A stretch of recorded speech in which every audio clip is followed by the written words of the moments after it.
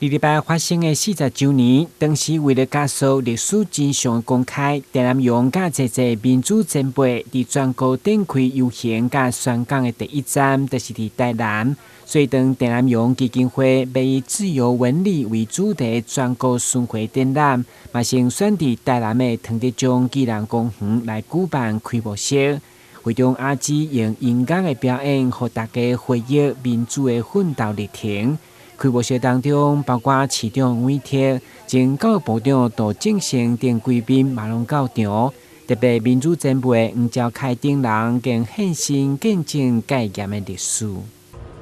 就甲我讲，你是要哪袂使游行呢？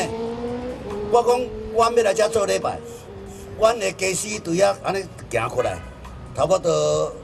300公尺，好啊吼，安尼，伊讲好。对我出发的时，伊对伫我边啊。正是为了言论自由来牺牲，所以咱这本国家还会定，伊牺牲的日叫做言论自由日，你有无共角度，拢会使按照你的迄个观点去，即做真正一个历史性的人物，伊是多面性的。这摆展览除了陈列陈南荣创办的《自由时代周刊》，也有各时期代表性的言论册刊，参像民主墙同款，嘛等于是将戒严时期被停刊的禁册一摆呈现。把艺术作品跟文物去做一个结合，然后透过展览的手法，然后让大家可以，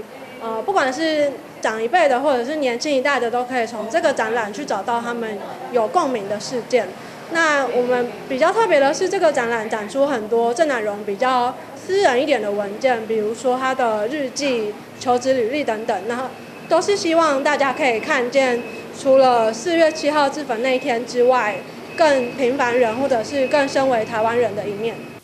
当然，对着陈南榕被迫牺牲的原因，各界理解到现在也有真大落差，所以就着举办全国7县市巡回展览，嘛希望大众会当加入展览，更加认识陈南榕。台南新闻管制采访报道。